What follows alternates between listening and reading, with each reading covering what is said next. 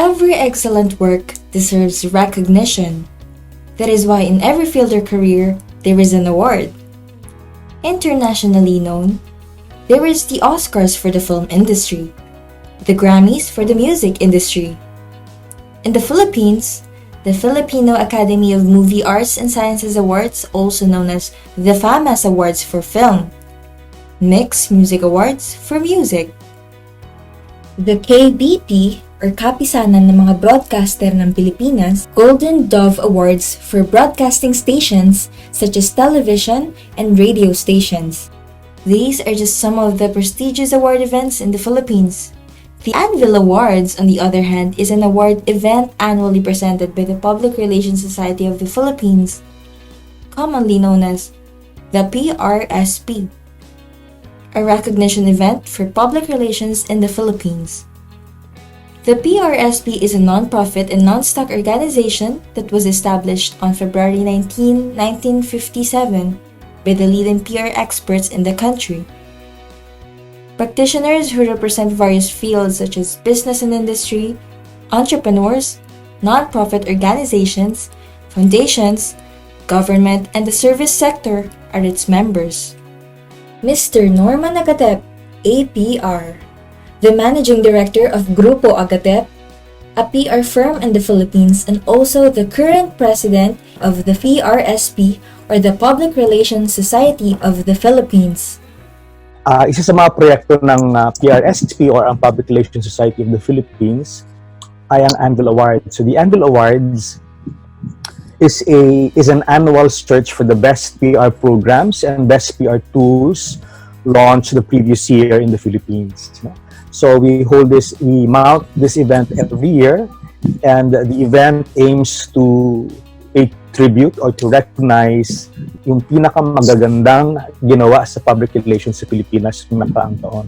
The PRSP's purpose is to develop the practice of public relations by connecting the people involved in the profession, motivating the practitioners' further studies, by stimulating ethical and high standards public service that will lead to the generation of the profession's public assurance, playing an active role in all matters affecting the practice of public relations, and fortifying the associations of PR specialists with its stakeholders being the employees and clients, all levels of the government, educators, media, and the general public. While PRSP being the country's primary organization for PR, similar to the different prominent award shows mentioned previously, Anvil Awards is considered the Oscars in the public relations field in the Philippines. The PRSP is on its 63rd year this year. So, as far as I know, ang Anvil Awards ay ang pinakamatagal na award show sa public relations industry sa Pilipinas. Dahil doon, siya na ang naging tanyag, naging pinakasikat na award show for PR. No? And so people think of the Anvil Awards as the Oscars. No? As I was trying to explain kanina din, no? yung Oscars ang pinakasikat. Pag sinabi mo, ano yung award-giving body na pinakasikat para sa mga films ngayon, sa mga movies ngayon, ang unang iisipin ng mga tao ay ang Oscars or Academy Awards. Dito sa Pilipinas, ang unang naiisip pag tinatanong natin ang ating mga sarili kung ano ang pinaka-sikat at mahusay na awards para sa public relations sa industriya dito sa Pilipinas, ang unang naiisip or ang top of mind amongst PR practitioners would be the Anvil Awards. PR is used for many projects and advocacies for the country and PR itself. I find the PRSP Anvil Awards important, and why I find it important is, as I mentioned, it's a great way of recognizing great work.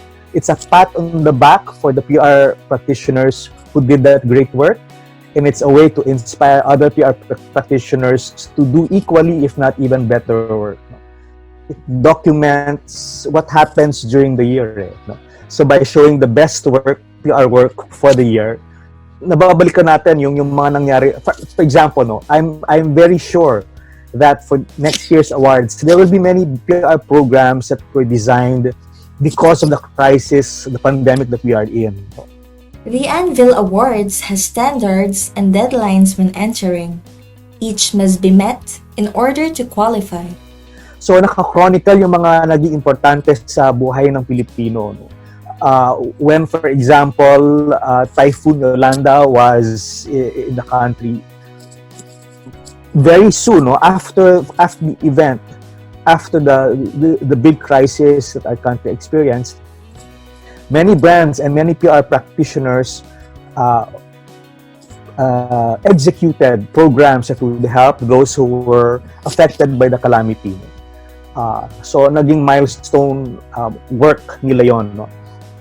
And so again, no, so each year there's a harvest of the best work, at babalikan natin yung mga nasubmit na work. Often the work chronicles or identifies kung ano yung mga naging issue ng mga kababayan natin, what were the concerns of PR practitioners, what were the greatest not only calamities but challenges the country experienced, and which PR was encouraged to deal with or to resolve or to help out in.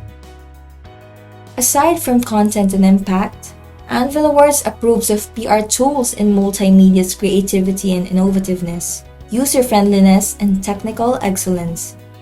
So maraming proseso ang nangyayari in order to document a program or tool.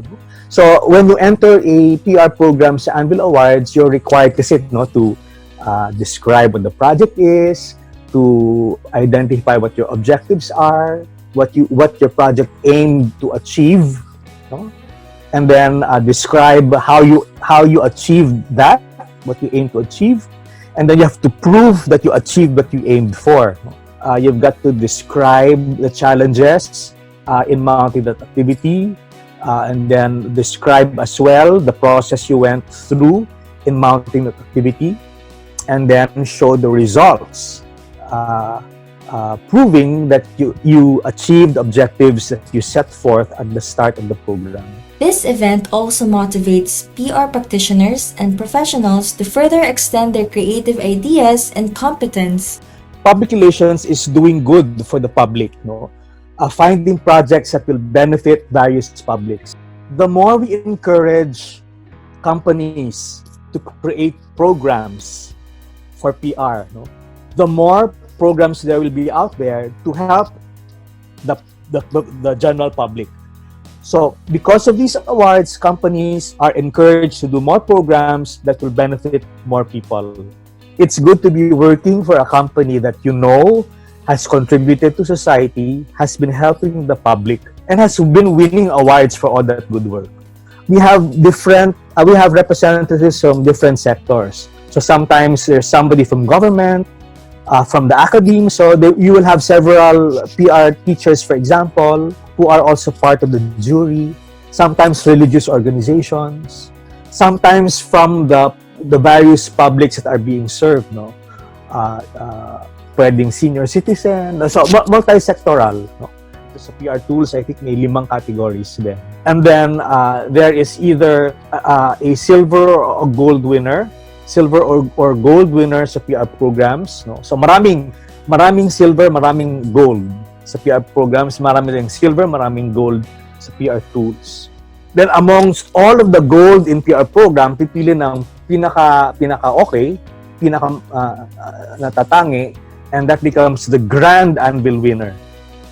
Dito naman sa PR tools, among the gold winners sa PR tools, yung pinakamataas ang score, no, often, or yung deliberate ng judges, ito yung PR tool na pinakamaayos, no, that's given the platinum award naman. Being a PR practitioner still has some points to remember in order for this line of work to be inspiring to other practitioners and audiences. Well, especially for students, no, and maybe for practitioners who forget why we are in this, why we are in public relations. For students who are entering public relations and who want to build a career in PR. No? For me, the biggest reason why we do this, why we learn about PR, is to be able to give back to do good for society and the community where we operate. PR for me is an opportunity for all of us practitioners and students learning to be practitioners to be able to give back, to do good, to serve our publics. At maraming ang publics yan. Consumers, stakeholders, shareholders, members of media, general public, employees. And with these many publics, good can still be done. There is so much good that can be done in the world. And we as communicators are able to use our voice, the power of the word, the power of graphics, the power of communication tools to make a difference, a positive impact in the world. If we only realize the power we have as communicators, magaling tayo magsalita, magaling tayo magsulat, magaling tayo mag-drawing, we could certainly make better people in the process, influence publics around us, to also do good, and to make dramatic changes around us to make the world better. Work that leads to excellence deserves recognition. Anvil Awards is a way to recognize the works and hardships of PR practitioners. It is a way of encouraging them to do more and be more, to become a better version of themselves in every project they do. Every PR professional needs a chance to prove themselves to the world, and Anvil Awards is one way to make that possible.